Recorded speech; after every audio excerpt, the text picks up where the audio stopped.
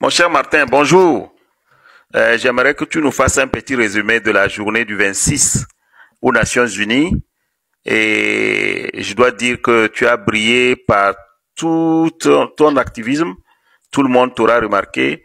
J'espère que nous aurons une autre occasion pour que tu nous fasses un travail et que tu puisses t'introduire largement au peuple togolais. Napo, tiens, Martin, merci beaucoup pour tous les efforts. Et j'aimerais que tu nous donnes un résumé de cette journée du 26, septembre. C'était le 26, non? Oui, le 26 septembre 2025 aux Nations Unies. Merci beaucoup. Donc, la question que tu me posais, c'est de faire un petit résumé sur la manif du 26 à New York, devant le siège des Nations Unies. Et je pense que vous avez déjà suivi, les gens ont déjà suivi les images, les vidéos de ce qui s'est passé. Pour nous, c'est une réussite totale, cette manifestation. Nous avons préparé ça de longue date et les gens sont sortis, les Togolais ont répondu présents à cette manifestation et notre objectif a été atteint parce que c'était pour lever les voix en accord avec le peuple togolais et la délégation du M66 qui était à l'intérieur de l'Assemblée générale. Et je pense que vous avez suivi, ça s'est bien passé. Et nous avons, depuis le 24, le 25, appris que le Togo avait été déclassé et même sorti du programme de passage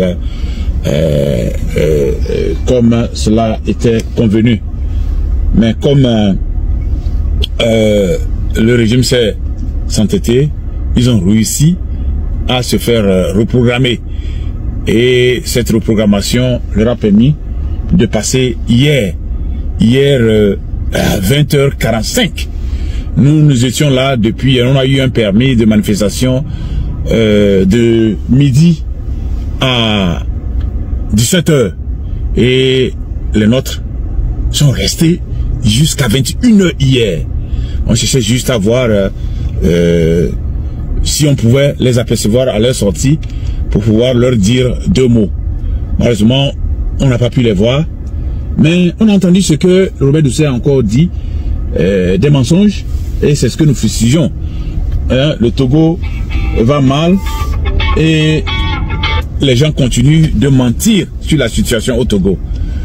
Tout est priorité et tout est en reconstruction et tout est à refaire, mais ils sont toujours là dans le déni, ils sont toujours là à mentir alors que rien ne marche.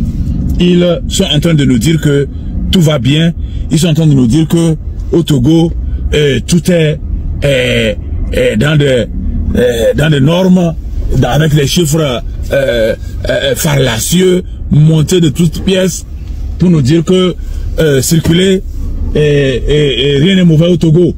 Et je pense qu'il est grand temps quand même que le peuple togolais prenne ses responsabilités. Parce que quand on ment comme ça dans votre compte, vous devez pouvoir vous lever pour dire que c'est faux. Vous devez pouvoir vous lever pour dire que trop c'est trop. Il faut qu'ils arrêtent l'hécatombe. Sinon, nous coulons tout droit dans le mur. Nous coulons tout droit dans le mur. Regardez les chiffres que le monsieur se permet de donner. Alors que ces chiffres-là sont alambiqués. Ces chiffres-là ont été montés de toutes pièces. Alors pour ce qui nous concerne, nous avons été présents et nous avons vraiment donné de la voix. Et nous avons suivi les 40 pages qui ont été présentées par le M66 et nous avons été là du début jusqu'à la fin. On a fait entendre tout ce qui était là, notre ras-le-bol. Et contrairement à ce que certains pensent, que la présence du M66 n'a d'aucune utilité, nous avons senti que leur présence à l'intérieur a donné quelque chose. Ceux qui ne connaissent pas la diplomatie peuvent vous mentir en disant aux gens que non, ils ne peuvent rien faire, leur document ne peut passer nulle part. Mais vous voyez ce qui s'est passé. Pourquoi ils ont été déclassés, même enlevés du programme? C'est parce que les gens étaient présents à l'intérieur comme à l'extérieur. C'est parce que les gens ont donné de la voix pour les empêcher de rentrer encore là-bas mentir. Et c'est ça la diplomatie. Et ça va continuer. Ce que nous avons commencé, nous n'allons pas l'arrêter. Nous n'allons l'arrêter que lorsque ce régime-là sera à terre. Nous allons l'arrêter que lorsque notre objectif final sera atteint. Celui de faire tomber ce régime. Hein? C'est celui de déchuter.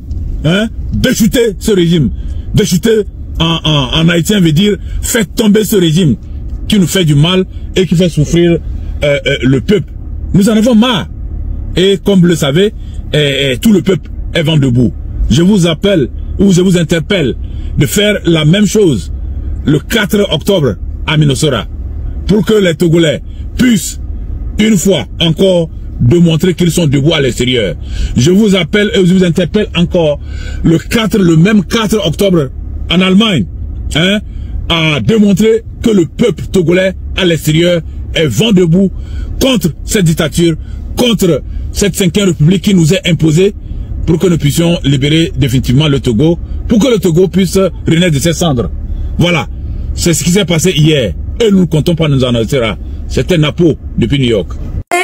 Le Conseil de l'Union africaine, avec tous les pays africains, vous ne pouvez pas faire ça. Si vous trouvez que l'ONU, c'est l'instrument de l'OTAN, l'ONU là, c'est l'instrument de l'OTAN. Vous les Africains maintenant, je vois que les Africains, vous partez vous asseoir là-bas et vous leur demandez que ça fait que l'Afrique a près de 1,4 milliard de quoi. Et vous les présidents africains, sincèrement, hein, vous êtes bêtes quoi. Mais vous êtes tellement bêtes, je ne comprends pas. Mais si vous trouvez que vous n'êtes pas assez respecté là-bas, mais donc depuis là, c'est maintenant, depuis que le Conseil de l'ONU existe, c'est maintenant vous vous réveillez. C'est maintenant que vous là, vous vous réveillez. La liberté s'arrache, hein. Le respect là, ça s'arrache. Mais si ils font le Conseil de l'ONU là, mais créez l'Union africaine, mais faites le Conseil de l'Union africaine, ils font leur conseil là, mais vous ne partez pas. Mais vous ne partez pas. Mais quand vous êtes des mendiants, toujours en train de quémander auprès des autres là, c'est ça votre vie là. Vous partez déposer vos lourds vilains visages là-bas, hein, que oh, d'abord que la carte de l'Afrique, il faut leur parler. Il faut leur demander la permission pour agrandir la carte de l'Afrique. Vous êtes une bande d'incapables, vous les présidents africains.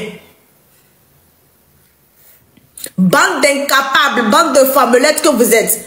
Mais laissez même les femmes être présidents.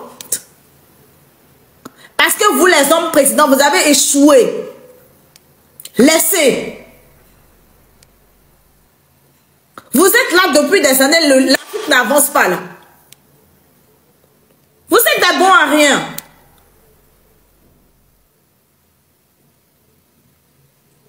Mais vous allez, c'est-à-dire que vous n'avez pas le conseil de permanent là. C'est déjà combien de pays? 5 pays ou 6 pays.